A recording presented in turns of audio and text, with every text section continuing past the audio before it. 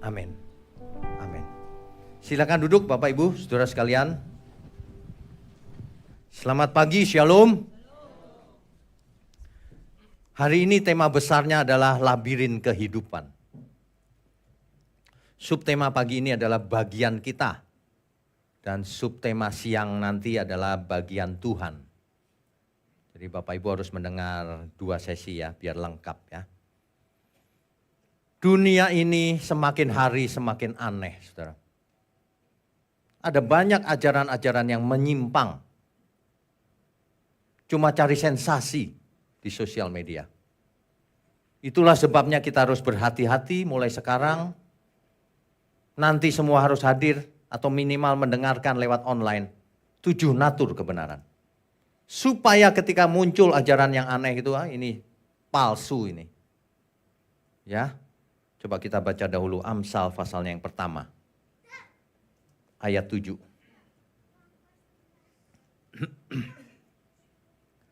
Takut akan Tuhan adalah permulaan pengetahuan.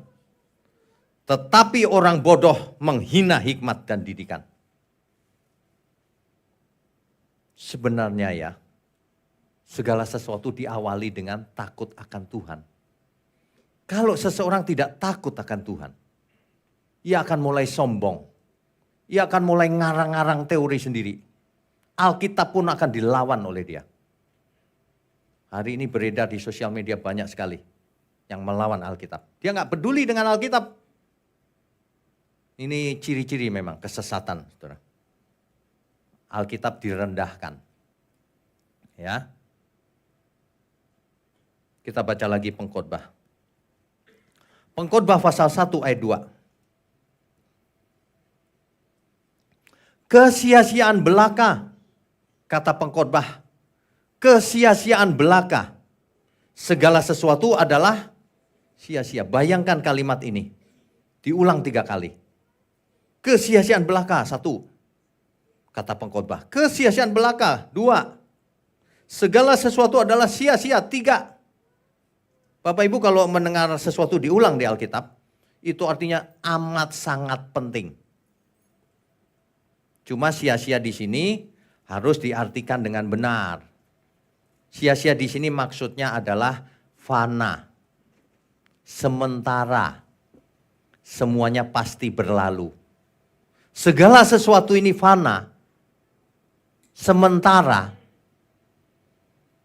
waktu akan berlalu begitu saja. Ini yang bicara adalah pengkhotbah. Kemungkinan besar adalah Salomo. Salomo yang begitu hebat, sukses. Tapi ia mengerti akhirnya. Segala sesuatu akan berlalu. Sia-sia. Ya. Jadi kalau kita mengerti hal ini seharusnya kita tidak aneh-aneh hidup ini. Pengkhotbah 3 ayat 1-2. Untuk segala sesuatu ada masanya, ada waktunya. Untuk apapun di bawah langit ada waktunya. Ada waktu untuk lahir, ada waktu untuk meninggal. Ada waktu untuk menanam, ada waktu untuk mencabut yang ditanam. Ada waktunya, saudara. Saudara ada waktunya duduk di sini, tapi ada waktunya suatu hari hilang. Bagaikan uap hilang dia. Dan tidak dikenang oleh siapapun. Makanya jangan sombong. Makanya hiduplah yang benar. Makanya nurut kalau diperingatkan oleh Tuhan. Jangan bandel. Saya dikasih tahu orang ya, kalau khotbah seperti ini, jangan bandel, jangan bodoh, itu disensor oleh sosial media. Oleh sosial media tertentu disensor. Makanya kita nggak pernah viral kalau dalam khotbah yang beginian. Kalau yang lucu-lucuan itu viral. Itu rupanya. Jadi sosial media aja anti kebenaran. Ya. Justru ini yang benar. Salomo saja yang sudah dapat semuanya kasih tahu, semuanya ini akan berlalu. Ya. Hari ini kita belajar sesuatu yang saya belum pernah lihat ada orang khotbah ini. Tapi saya diberi hikmat oleh Tuhan. Iya juga ya. Waduh, ini kalau orang mengerti ya, waduh. Ada waktu untuk lahir, ada waktu untuk mati, saudara. Ya. Firman Tuhan berkata hidup ini seperti uap. Kelihatannya ada, tapi diambil gak ada. Makanya ya, kalau orang sudah biasa mendengar kebenaran yang di tempat ini, udah mengerti, frekuensinya udah mulai cocok. Jangan dicocokkan dengan dunia ini. Lagu-lagu yang baik itu saya ulang lagi ya, yang memberikan pengertian yang hebat, yang mengubah setiap kita, yang mengubah kita mengerti kebenaran. Bukan kebetulan kalau syair-syair yang kita karang itu lagunya itu memang kebenaran. Fananya dunia ini bagaikan uap. Ini selaras dengan kitab Pengkhotbah sebenarnya.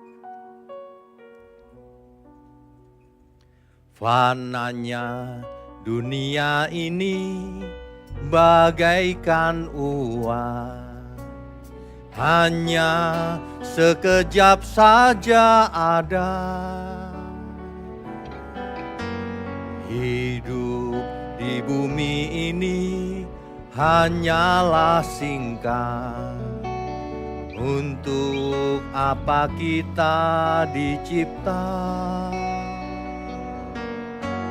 Hidup hanya menumpang di bumi ini, seperti seorang musafir. Singkatnya hidup ini semua berlalu. Untuk apa semua ini? Adonai Elohim, Adonai Eloheinu, Adonai Elohim Echad.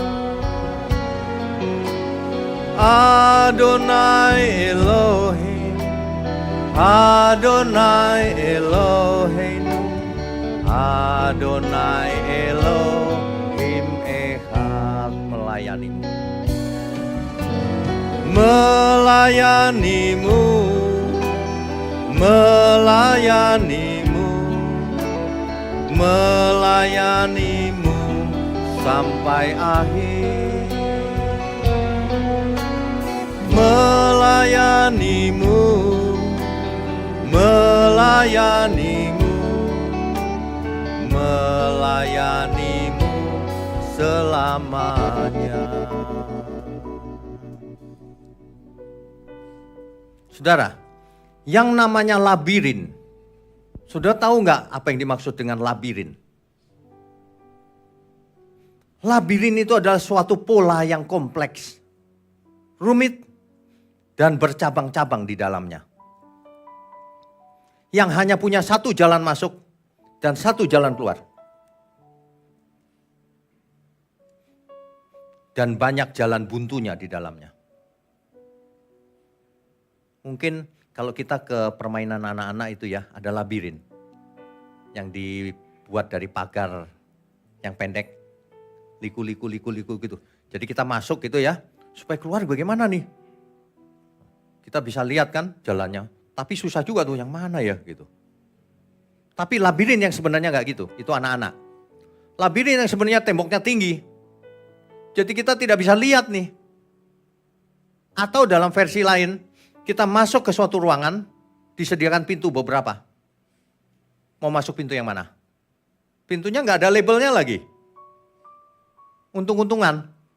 Masuk pintu yang sini, pintu lagi banyak lagi. Masuk pintu yang sini, banyak lagi. Masuk lagi, dibuka ada singa. Gak jadi masuk, keluar lagi.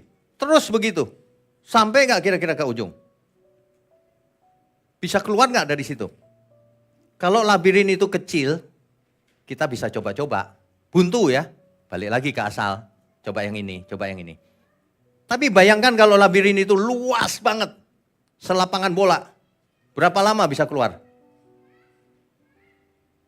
Kalau satu kota, labirinnya Tidak bakalan keluar selamanya. Tersesat-sesat gak karuan. Jadi saya perhatikan gitu ya, bagaimana sih orang memaknai labirin. Labirin itu katanya introspeksi diri. Bukan. Labirin itu katanya melatih kesabaran kita. Bukan. Ya kalau labirinnya kecil ya iya permainan. Kalau labirinnya luas sekali gak bakalan kau keluar. Kemungkinannya terlalu banyak itu. Lagi pula curangnya setiap pintu gak ada labelnya. Ini pintu apa nih? Jadi untung-untungan aja gitu masuk. Waduh labirin. Belum pernah tahu labirin ya? Nanti dilihat di internet ya labirin seperti apa ya. Ada gambarnya kali. Ada labirin. Itu jaluan berliku-liku penuh cabang. Begitu buntu balik lagi, terus begitu. Itu labirin saudara. Sesuatu yang membingungkan, tidak tahu solusinya juga. Jadi setiap persimpangan itu hanya coba-coba. Ini buka, masuk, tuh bukan. Coba lagi. Nah, itu labirin tuh namanya. Ya, jadi makin besar polanya, makin banyak cabang yang ada, makin banyak coba-coba yang harus dilalui. Waktunya makin lama untuk keluar. Tapi kalau bayangkan kalau kehidupan ini seperti labirin. Gak ada satupun yang keluar. Gak ada yang selamat. Gak ada yang selamat saudara. Pasti gak ada yang selamat. Ya. Karena apa? Karena rupanya kepandaian seseorang gak ada gunanya di labirin. Bayangkan kita masuk, ada beberapa pintu, yang mana yang kupilih ya? Gak tahu, gak ada labelnya. Untung-untungan, satu sama lain sama pintunya. Gak ada gunanya. Kepandaian manusia gak ada gunanya di situ. Tidak bisa melihat gambar besarnya juga. Ini kemana sebenarnya? Gak tahu. Itu labirin tuh namanya. Ya. Nah, labirin seringkali dipakai dalam penelitian di laboratorium menggunakan tikus. Tikus ditaruh di labirin itu kan, dia ke sana sini, gak ketemu, bingung sendiri dia.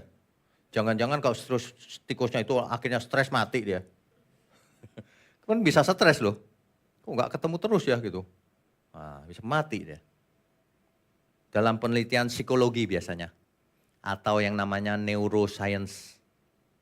Ilmu pengetahuan tentang jiwa. Neuroscience ya. Di luar gereja seringkali labirin ini dianalogikan dengan kehidupan manusia. Yang penuh dengan ketidakpastian. Teka-teki, misteri, gak ketahuan, ini bagaimana ya ujungnya ya gitu. Ya, seringkali hidup ini juga menemui jalan buntu kan. Aku sudah berusaha nih, gagal terus. Gagal lagi. Seperti labirin, seolah-olah. Ada orang yang tidak pernah naik sama sekali. Kata orang hidup itu naik turun. Tapi ada yang gak pernah naik, terus di bawah. Bagaimana jelasinnya? Tapi ada yang berfantasi, hidup ini akan naik terus saudara kalau ikut Tuhan. Naik kemana itu? Gak tahu. Itu namanya bohong. Karena hidup ini pasti ada suka dan duka. Pasti. Suatu hari orang yang kau kasih pasti meninggal. Betul gak? Mau naik kemana? Naik terus. Suatu hari kau akan nyungsep. Masuk ke Pondok Rangon. Makanya kalau belajar itu yang lengkap, yang benar, ya. Seolah-olah seperti takdir gitu, padahal bukan. Jadi semua itu tidak tepat yang digambarkan oleh di luar gereja itu. Labirin itu begini, begitu. Enggak tepat itu. Ya. Bagi orang yang tidak mengerti kebenaran, betul hidup ini seperti labirin. Dia nabrak kiri, nabrak kanan, enggak tahu gitu mana yang benar. Tidak berakal budi. Tidak berakal budi. Makanya orang yang ikut Tuhan Yesus, berubahlah menurut pembaharuan akal budimu. Supaya tidak nabrak ke kiri ke kanan, gak karuan, hidup kayak untung-untungan gitu, kayak judi. Supaya kita mengerti akal budinya. Supaya kita bisa membedakan manakah kehendak Allah. Yang baik, yang berkenan dan yang sempurna. Dicatat baik-baik itu, Roma pasal 12 ayat 1 sampai 2. Itu sangat penting itu. Ya, tidak ada petunjuk sama sekali. Orang tidak berakal budi kalau di luar Tuhan, tapi merasa pintar. Jika labirin itu sangat besar, maka kita tidak mungkin keluar ke pintu keluarnya itu. Apalagi umur manusia cuman 70 sampai 80 tahun rata-rata. Padahal ada banyak yang di bawah itu juga. Apalagi kalau sembrono hidupnya. Kita jaga kesehatan saja tetap bisa sakit loh. Tetap bisa sakit. Jaga kesehatan tetap bisa sakit. Saudara jangan pernah tertipu oleh persepsi. Seolah-olah ya, kan ada orang yang ngomong begini tuh. Orang baik itu memang cepat mati sih. Orang jahat itu umurnya panjang. Jangan percaya. Mau baik mau jahat, dua-duanya bisa umur pendek, bisa umur panjang. Jangan percaya yang begituan. Ya. Makanya belajar itu yang benar, yang nggak benar dicoret aja. Ini analogi dengan manusia yang mencari keselamatan. Jika manusia mengandalkan kekuatannya sendiri, pikirannya sendiri, itu seperti masuk ke labirin. Dia nggak tahu yang mana yang mesti dipilih. Karena berusaha dengan kekuatannya sendiri. Jadi manusia tidak mungkin selamat sebenarnya. Kalau disuruh masuk ke labirin itu. Kalau tidak ada petunjuk sama sekali. Kalau pintu itu dikasih petunjuk, yang ini, yang ini masih bisa lumayan milih. Itu pun bisa salah milihnya. Bayangkan, manusia nggak tahu loh ini. Sebenarnya manusia itu nggak mungkin selamat sebetulnya. Tetapi yang maha tinggi, Bapa di surga, mengirim putranya yang tunggal. Menjadi terang, sang terang yang turun ke bumi. Supaya hidup kita ini tidak seperti labirin. Masuk gak jelas kemana arahnya. Supaya semua menjadi clear. Sebab kalau orang disuruh masuk labirin, harus bisa keluar itu gak fair sebenarnya. Itu gak fair. Lah orang masuk terus gak tahu pintunya. Kalau pintunya cuma 2 lumayan. Pintunya 10 terus mana yang benar nih? Semua labelnya surga. Padahal labelnya palsu. Coba bayangkan. Iya kan? Untung Bapa kita di surga sangat mengasihi manusia. Karena begitu besar kasih Allah akan dunia ini. Sehingga ia mengaruniakan anaknya yang tunggal. Supaya barang siapa yang percaya tidak binasa. Orang mau cari keselamatan dengan cara apa? Menyendiri. Gak bisa. Mengandalkan pikiran, apalagi pikiran. Gak ada manusia yang tahu letaknya surga. Di mana? Ya. Kalau mengandalkan kemampuan sendiri itu seperti orang masuk labirin yang sangat luas. Udah hopeless, tanpa harapan.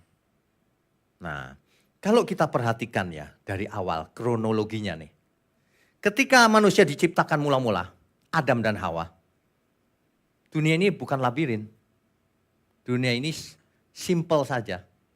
Ibarat masuk ke suatu ruangan, pintunya cuma 2. Pintunya cuma 2, simple loh hari itu, sederhana. Jangan kau makan buah itu, nanti kamu mati. Itu pintu yang pertama. Pintu yang kedua, makan saja nggak apa-apa, nanti kamu jadi seperti Allah. Simple kan pilihannya? Sederhana. Sederhana saja jatuh, masuk pintu yang salah. Dia buka pintunya masuk, mendengar suara si ular. Akibatnya binasa, maut, jatuh dalam dosa. Apalagi sekarang yang sederhana dulu jatuh dalam dosa. Sekarang bukan cuma 2, sekarang banyak sekali pintunya. Semuanya dilabelin Tuhan, semuanya dilabelin surga. Waduh gimana nih? Kita nggak bicara di luar Kristen, di Kristen aja banyak labelnya. Itu kalau kita perhatiin ya sosial media ya. Waduh, itu benar-benar deh. Nekat benar orang-orang ini. Nggak belajar Alkitab, sok tahu tapi. Hidup nggak benar aja sok tahu. Nekat banget. Nanti waktu 7 natur kebenaran kita bongkar kepalsuan-kepalsuan mereka itu. Ya, makanya ikut seminar nanti. Supaya tidak bisa dibohongin oleh si ular itu. Rasul Paulus kan berkata begini, aku takut kalau pikiranmu diperdaya. Seperti Hawa diperdaya oleh ular itu.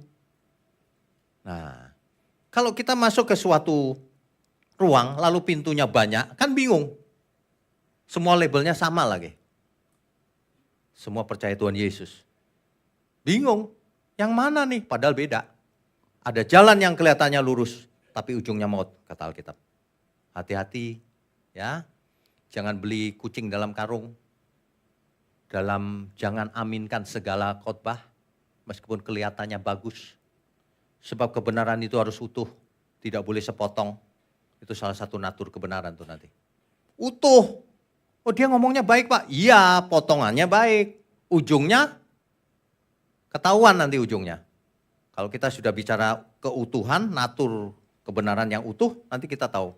Ternyata dia ya, sininya baik, tapi ujungnya bocel-bocel.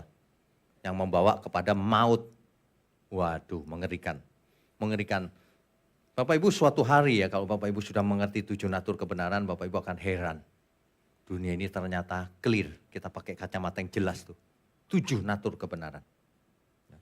Makanya dunia ini awalnya cuma sederhana, cuma 2 pilihan. Mau taat mendengar suara Tuhan atau mendengar suara si ular. Enggak berbentuk labirin, enggak, cuma 2 aja jalurnya gitu.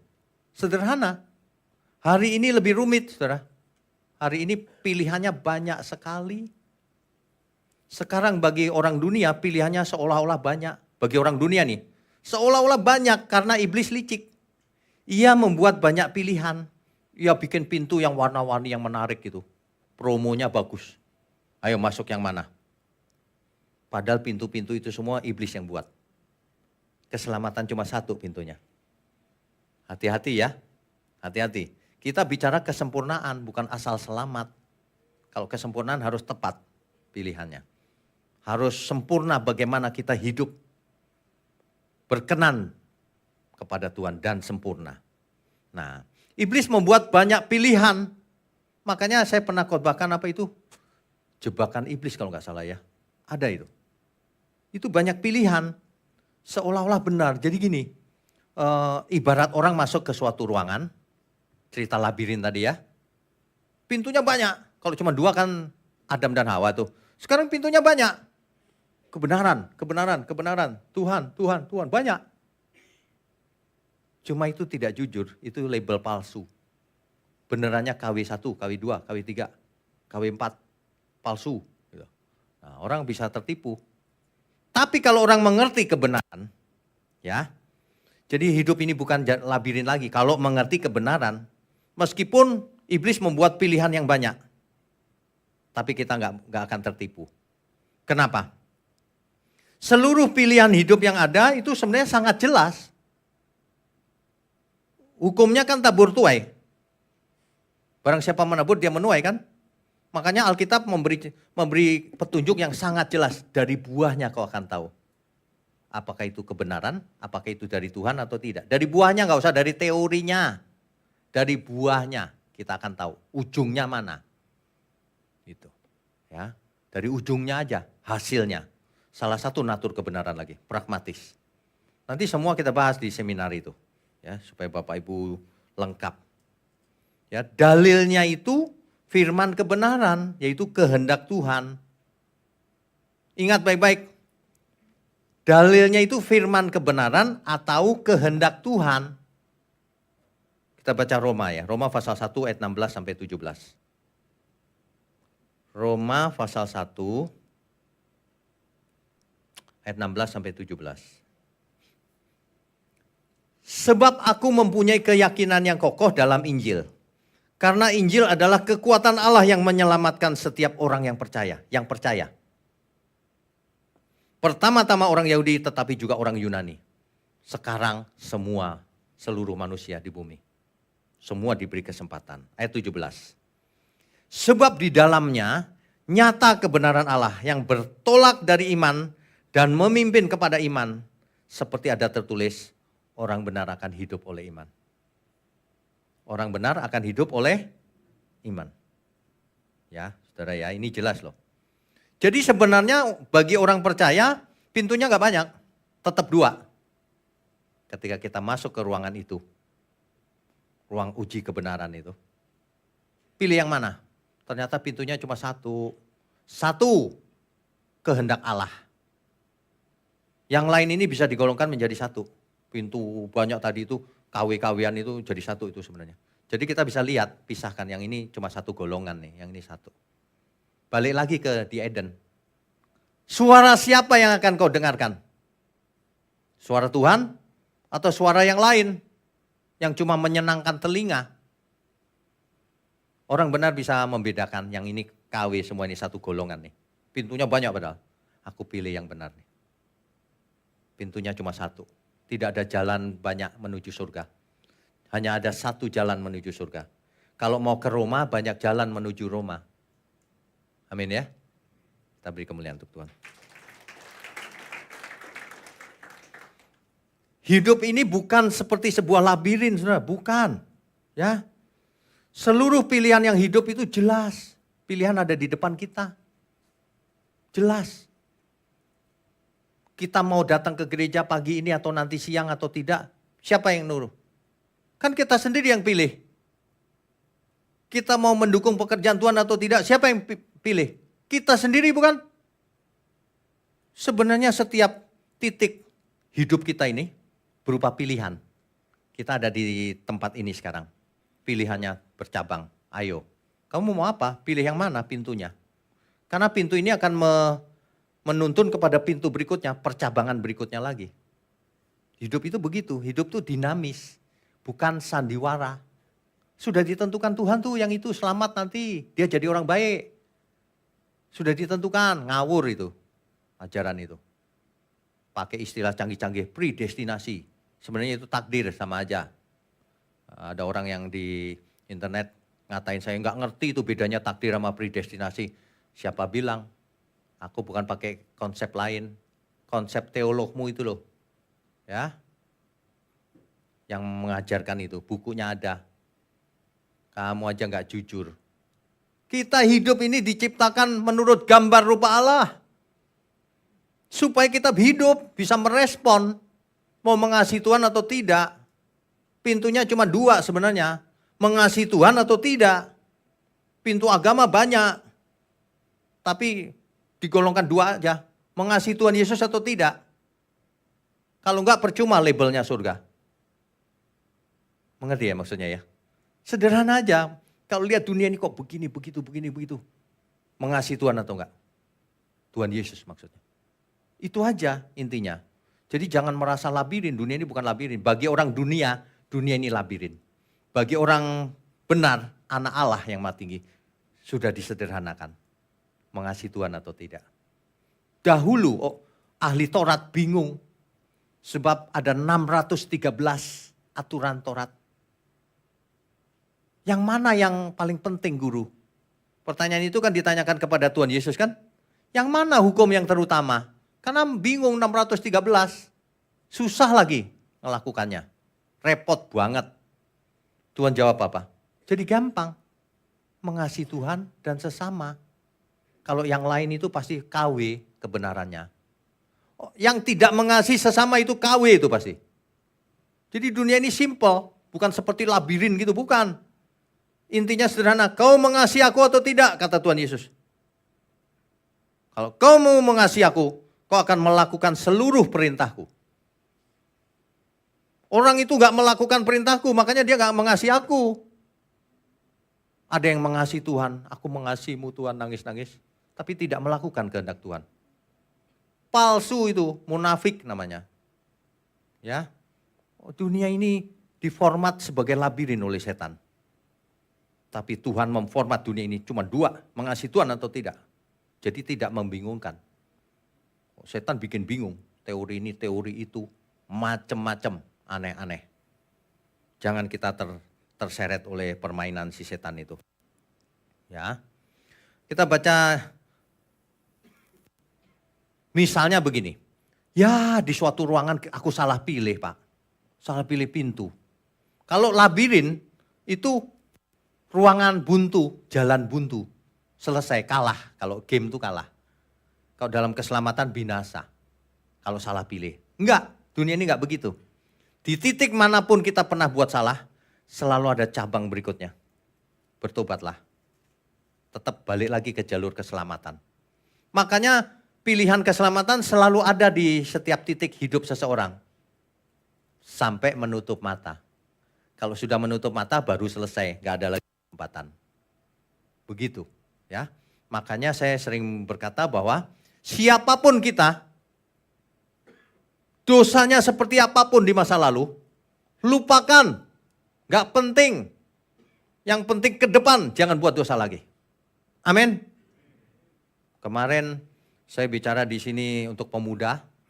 Suatu hari ada seorang ibu-ibu mendekati saya. Dia cerita, Pak, saya dulu pelacur, Pak. 25 tahun. Waduh. Ibu bertobat nggak tapi? Ya, saya sudah bertobat. Ya sudah, jangan cerita-cerita. Ngapain sih cerita-cerita? Gak usah.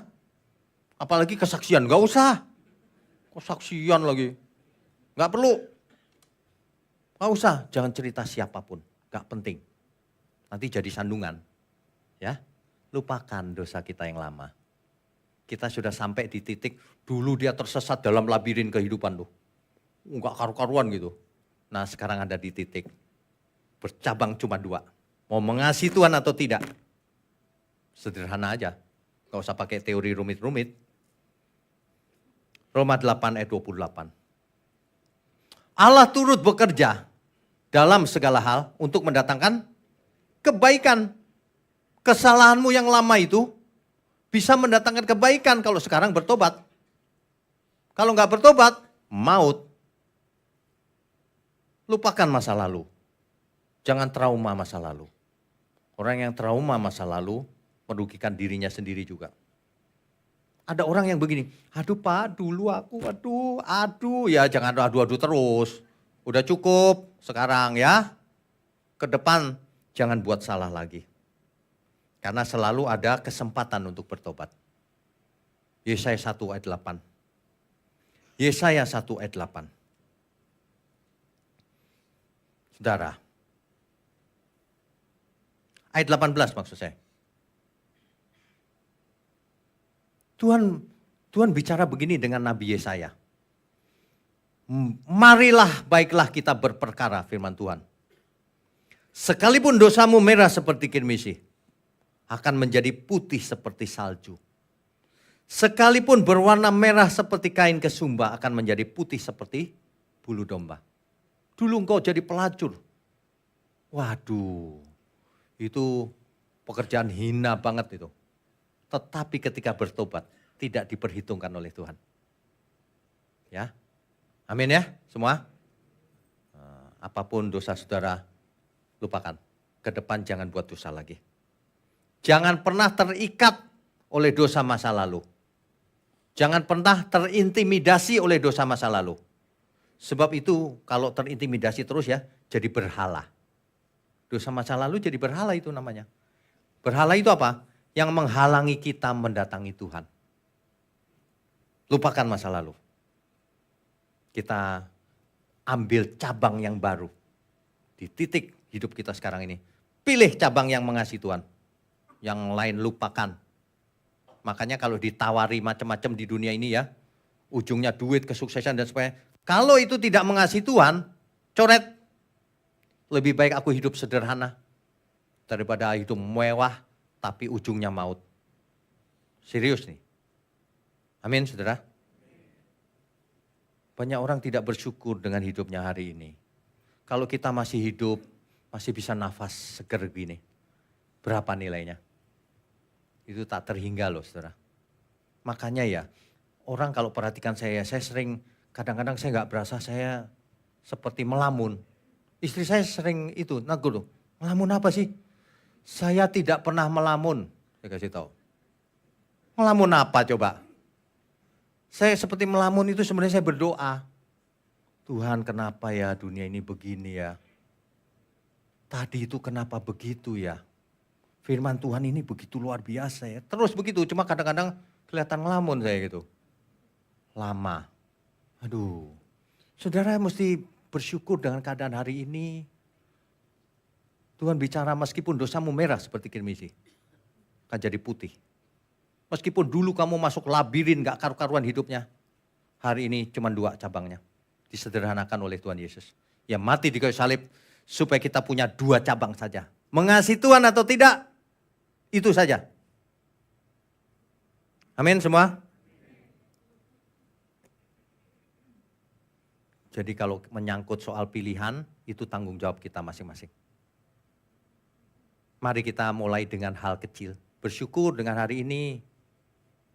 Saudara ya, kadang-kadang manusia itu tidak bisa mensyukuri apa yang ia miliki. Perhatikan baik-baik. Bapak Ibu kalau pipis bersyukur gak? Enggak kan? Karena biasa kan? Pengen buru-buru lagi. Habis itu lari. Lagi sibuk soalnya. Sekali-sekali mesti dikunci. Gak bisa pipis. Baru berasa, iya ya. Ada orang yang gak bisa pipis, dia teriak-teriak loh. Wah, sakit minta ampun. Makanya sekarang kalau pipis pelan-pelan ya. Dinikmati. Lah iyalah Sur, kan enak gitu. Jangan pipis buru-buru kayak mau kemana gitu. Aduh, kalau orang belajar mensyukuri apa yang kita miliki itu dari hal sederhana. Ayo. Ada orang yang masih memiliki orang tua, disia-sia orang tuanya. Gak diperhatikan, gak dikasihi. Nanti kalau udah hilang nangis-nangis di kuburan. Ketika masih hidup, dikasihi, diperhatikan. Mulai sekarang, ya. Tadi pagi saya bangun sekitar jam 4. Bangun gitu. Langsung, aduh Tuhan. Betapa bersyukurnya aku hidup. Boleh hidup. Saya nengok ke kanan, anak saya kecil tidur. Saya pandangin dulu, lucu banget ya, masih kecil ya. Nanti gede masih lucu gak ya? Jangan sampai gede-gede kurang ajar sama orang tuanya, sama Tuhan. Masih kecil ya, terima kasih Tuhan. Terima kasih untuk keluarga. Terima kasih kalau dikasih kesempatan untuk nafas. Untuk melayani Tuhan. Saudara juga melayani Tuhan loh hidup ini. Bukan cuma jadi pendeta toh. Amin ya semua ya. Ingat tuh. Di sini amin. Keluar dari sini aman Pak. Amin itu selamanya mesti amin. Bagian manusia. Kan topik subtemanya bagian manusia nih. Bagian manusia adalah memilih yang benar. Jika Tuhan tunjukkan 2 jalan saja, nggak banyak. Kok labirin yang ditunjukin Tuhan, kita semua tersesat, binasa. Tapi Tuhan mati di kayu salib, cuma tinggal 2 pilihannya. Mengasihi Tuhan atau tidak. Kalau engkau mengasihi Tuhan, kau akan lakukan seluruh perintah Tuhan. Kalau engkau mengasihi Tuhan, kau pasti tidak hidup duniawi. Kalau engkau mengasihi Tuhan dengan benar, kau akan mengerti bagaimana harus hidup. Bagaimana mempersembahkan diri untuk Tuhan. Tidak rewel hidupnya. Ini gak suka, itu gak suka, sama teman gak suka. Salah ngomong dikit, ngamuk. Dikasih makan pare kepahitan. Dikasih gula kemanisan. Kasih apa maunya? Pare campur gula aja ya. Hidup cuma 1 kali. Jangan sampai kita masuk ke labirin yang gak karu-karuan. Orang yang keinginannya banyak itu masuk ke labirin sebenarnya. Aku ingin ini Tuhan. Masuk dia ke labirin pintu itu, keinginan. Pintunya banyak lagi keinginannya. Gak habis-habis. Lama-lama si keringnya putus. Gak sempat keluar dari labirin itu. Hati-hati. Tuhan Yesus mati di kayu salib supaya kita tidak masuk ke labirin. Kita masuk ke 2 pilihan saja. Mengasihi Tuhan atau tidak. Ya. Bagian manusia adalah melakukan kehendaknya. Bagian kita adalah meresponi anugerah Tuhan dengan benar. Anugerah kok diresponi Pak, diterima. Orang aneh itu begitu tuh. Kita menerima itu juga bukan cuma menerima dikantongin terus tidur, makan, tidur, makan, tidur. Aneh banget. Manusia makin lama makin aneh logikanya. Kalimat sederhana aja gak ngerti. Kalau kita diberi anugerah oleh Tuhan, kita harus meresponi. Apakah kita mau bertobat, mengasihi Tuhan atau tidak. Simple begitu. Ya. Roh Kudus ditaruh dalam diri kita. Supaya apa? Supaya kita makan tidur. Namanya saja Roh Kudus. Supaya kita hidup kudus. Kuduslah kamu sebab aku kudus. Tuhan tidak mau sama orang yang tidak kudus. Makanya kalau Roh Kudus ditaruh dalam diri kita akan berusaha. Baik Tuhan, Roh Kudus akan memimpin aku kepada seluruh kebenaran. Roh Kudus tolong aku, hidup kudus tak bercacat, tak bercela. Kan begitu mestinya. Ya. Roh Kudus tolong aku, hidup tidak bercela. Sampai waktu menutup mata. Ku rindu seperti Yesus, kesukaanmu Bapa. Hidup ini jadi berharga.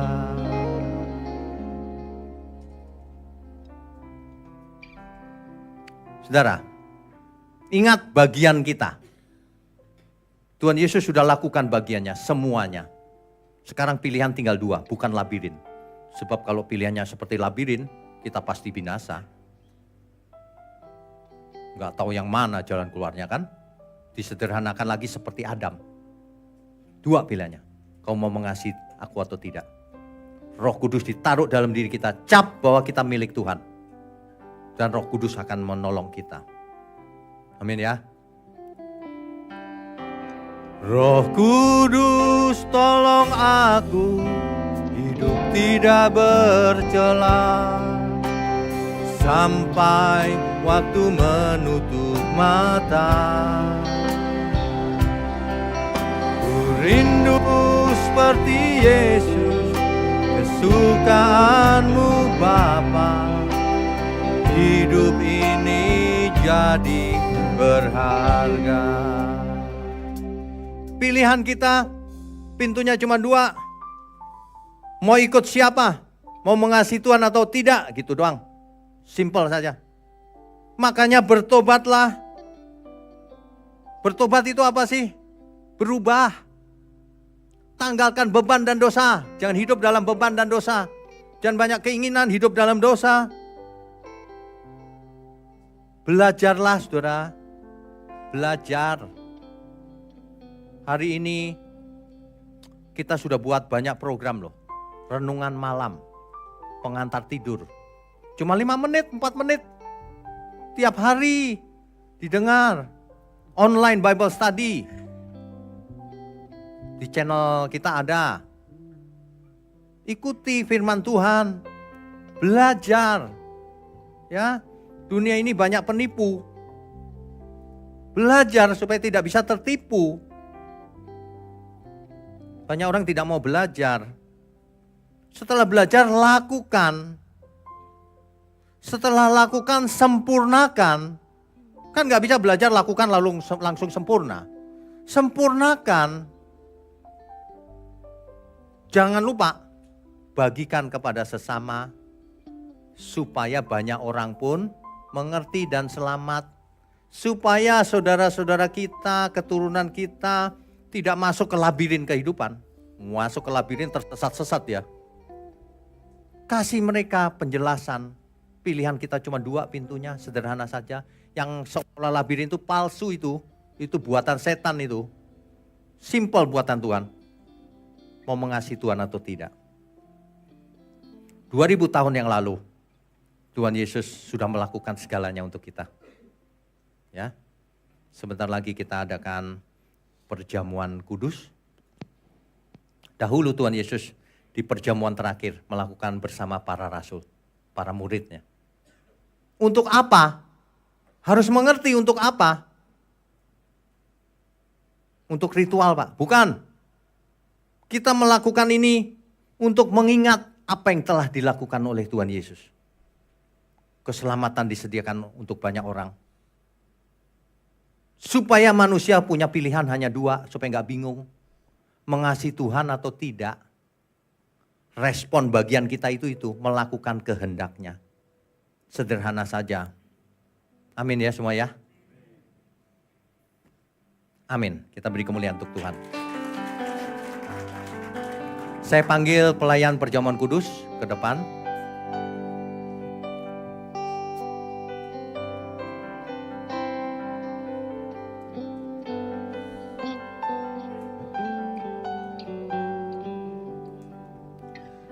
Saat ini ku datang Tuhan ke perjamuan kudus-Mu.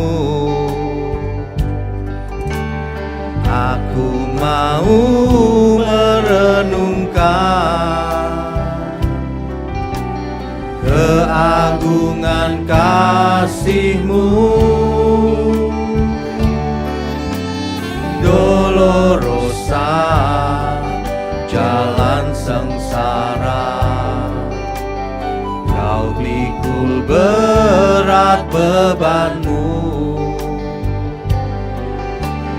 Di atas bukit Kau disalibkan, menggantikan tempatku. Golgota, Golgota, darah-Mu mengalir, siksa-Mu sangat keji. Kau tergantung hina, bermahkota duri. Golgota, mesbah korban-Mu, bukti kasih sempurna. Kau hapus dosaku, Kau beri keselamatan. Kau terima diriku, orang berdosa.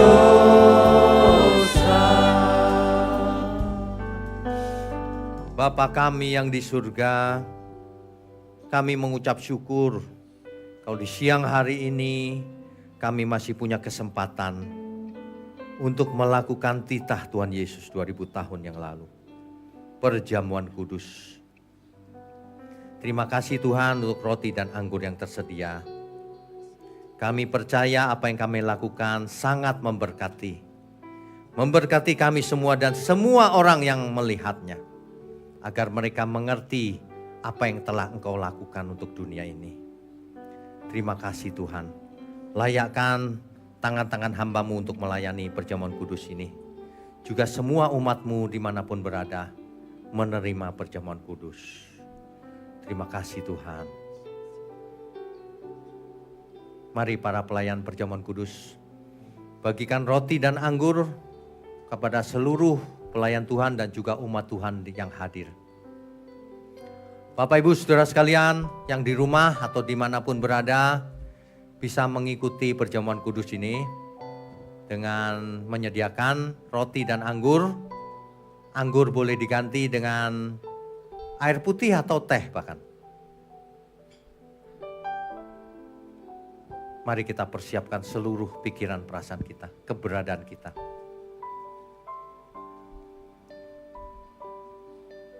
Saat ini ku datang Tuhan, lembut saja.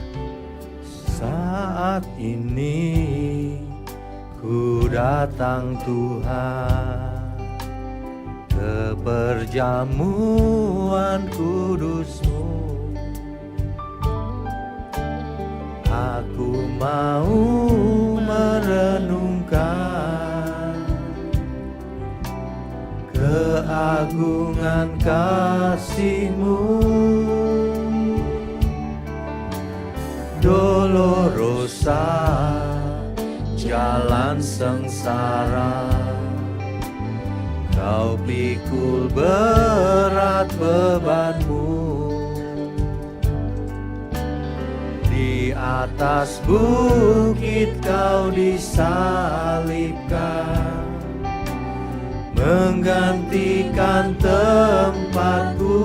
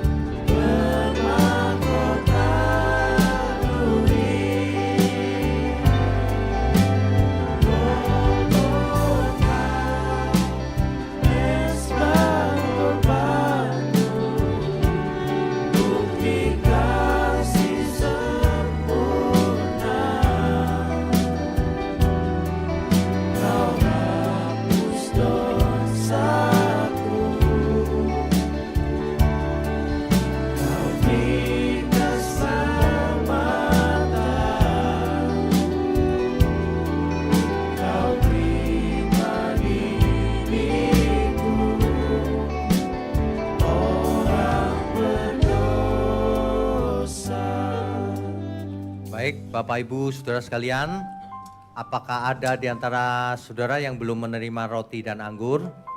Silakan angkat tangan. Sudah semua? Yang di bawah sudah ya? Baik, saya undang semua untuk bangkit berdiri.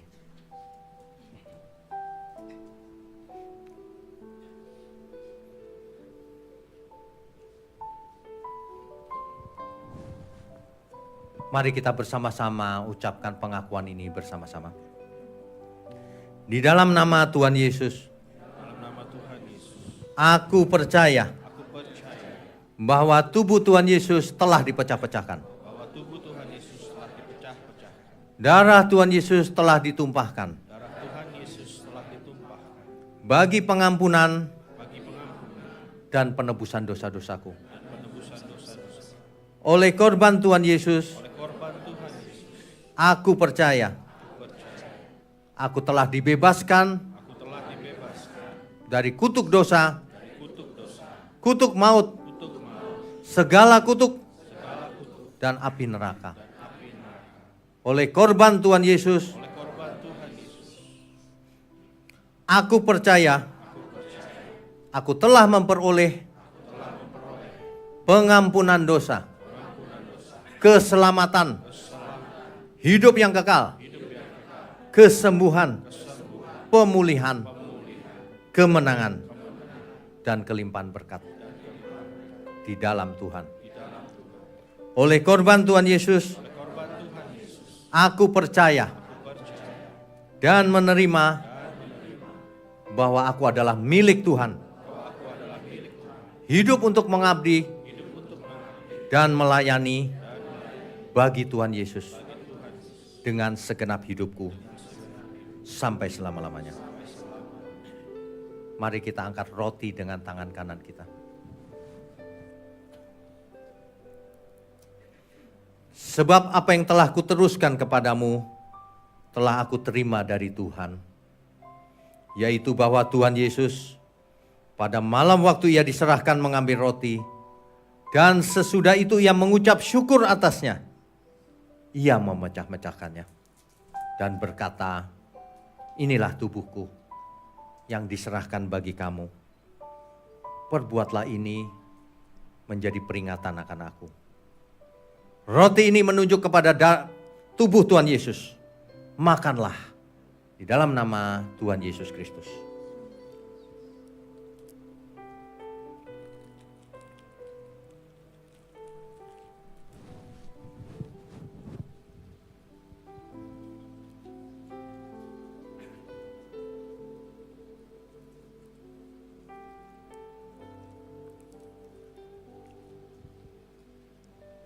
Sekarang kita angkat anggur dengan tangan kanan kita.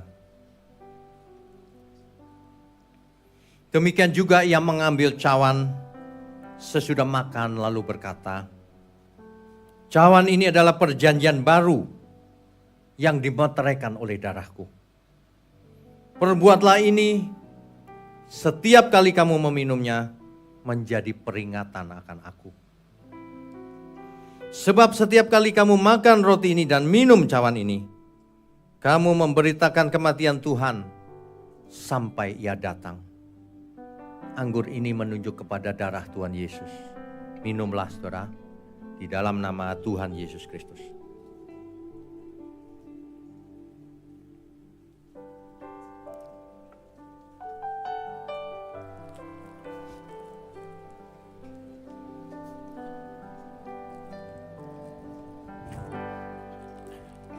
Golgota darahmu. Golgota darahmu mengalir, siksamu sangat keji. Kau tergantung hina, bermahkota duri. Golgota, mesbah korbanmu, bukti kasih sempurna. Kau hapus kuasaku,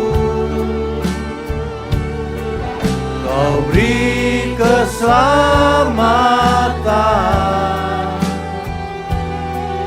Kau terima diriku, orang berdosa.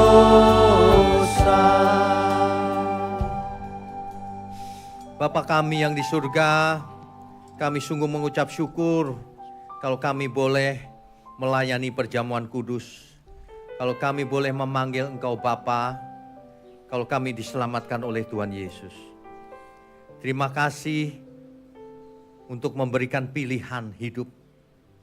Biarlah kami melakukan bagian kami masing-masing ya Tuhan, yaitu mengasihi Engkau, melakukan seluruh kehendak Tuhan.